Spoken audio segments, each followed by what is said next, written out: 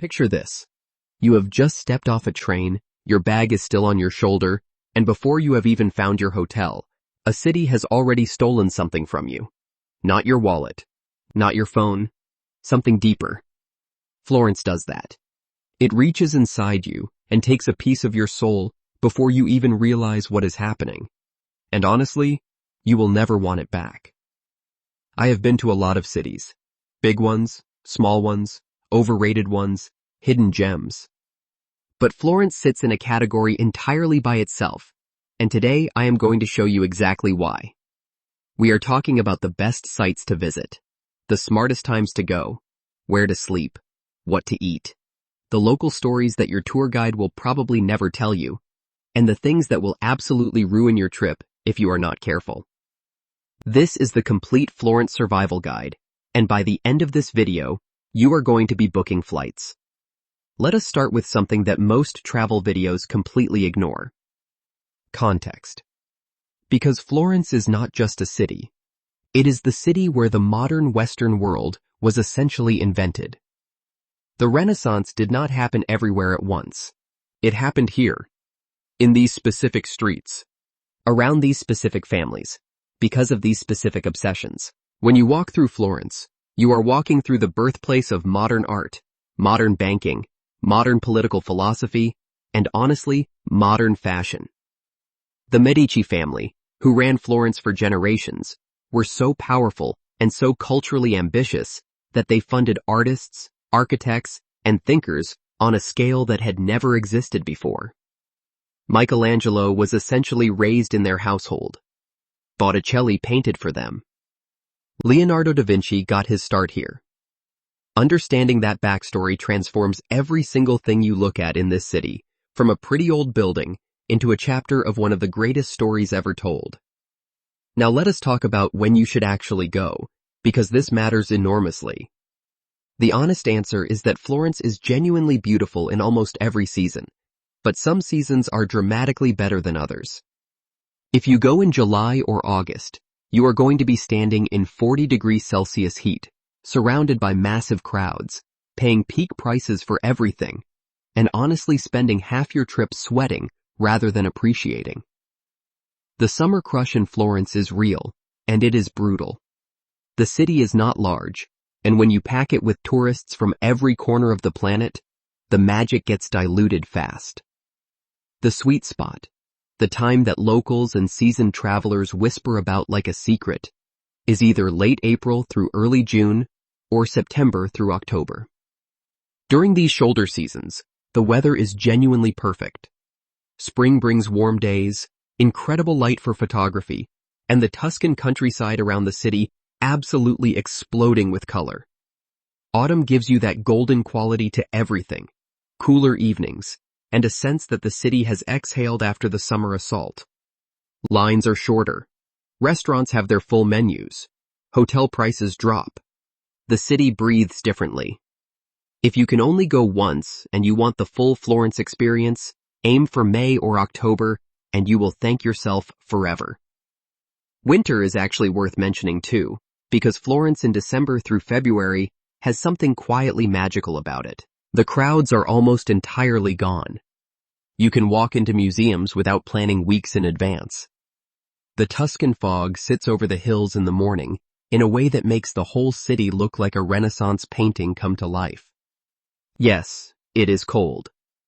But there is something about Florence in the quiet season that feels more intimate, more real, more like you are actually experiencing a living city rather than a theme park.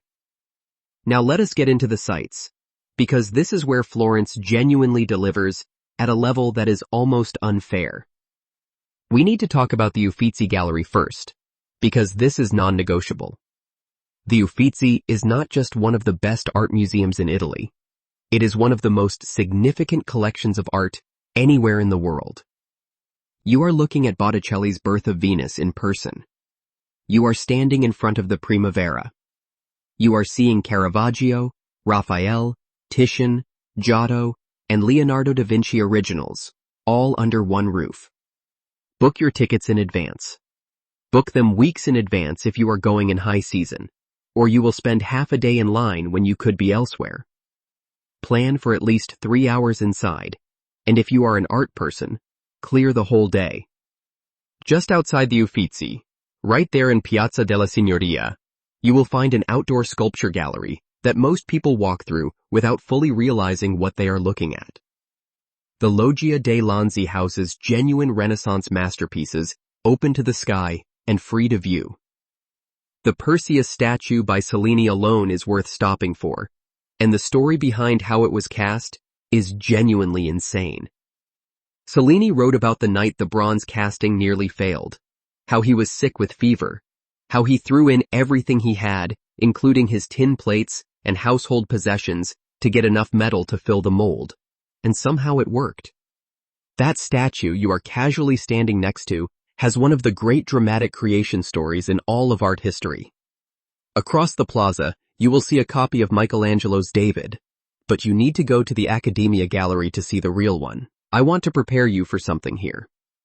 Most people describe seeing the real David as a religious experience, and I used to think that was travel writer hyperbole until I actually stood in front of it. The photographs do not capture the scale.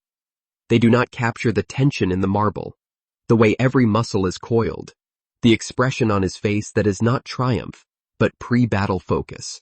Michelangelo carved this when he was in his mid-20s. That fact alone should break your brain a little. The Duomo complex deserves its own conversation. The Florence Cathedral, officially the Cattedrale di Santa Maria del Fiore, is visually overwhelming in the best possible way. The exterior is this extraordinary green, white, and pink marble pattern that somehow manages to be both maximalist and perfect. But the real story is Brunelleschi's dome. When the cathedral was built, they left a massive hole in the roof because nobody knew how to build a dome large enough to cover it. The dome problem sat unsolved for over a century. Then Filippo Brunelleschi came along and essentially invented modern structural engineering to solve it. He studied the Pantheon in Rome, developed entirely new construction techniques, built inner and outer shells, created a herringbone brick pattern that had never been used before, and did all of it without the supporting wooden scaffolding that was standard at the time. You can climb inside the dome itself, between its two shells, and look down at the interior artwork from above, which is one of the most disorienting and incredible things you can do in the entire city.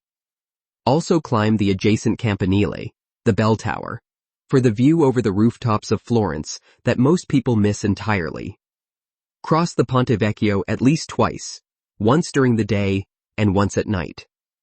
This medieval bridge covered in jewelry shops is the only bridge in Florence that the Nazi forces did not destroy during their retreat in World War II.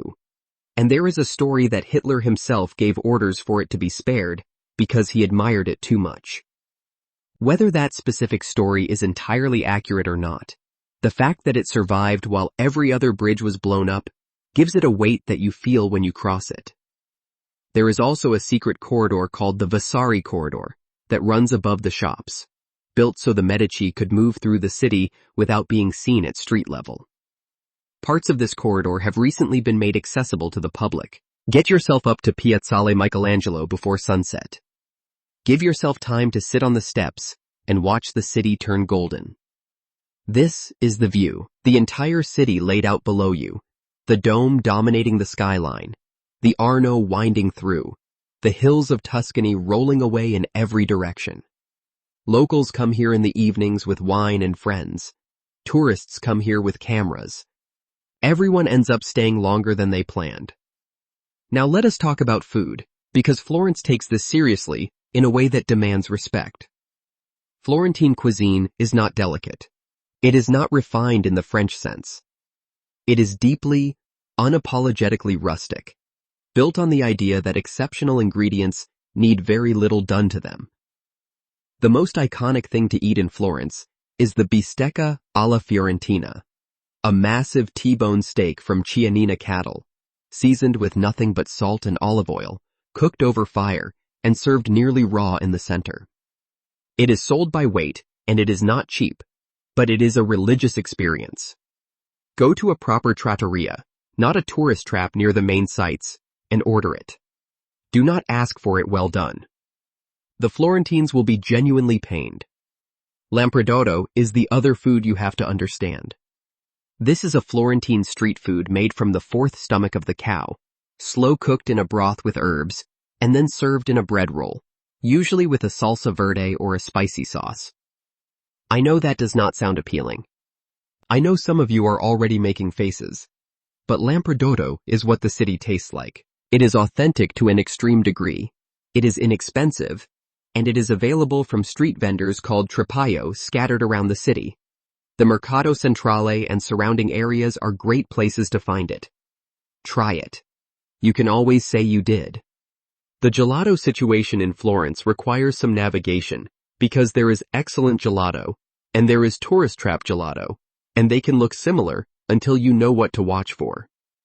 If the gelato is piled high in huge, colorful mountains in the display case, that is generally a sign that it is loaded with air and artificial coloring, and not what you want.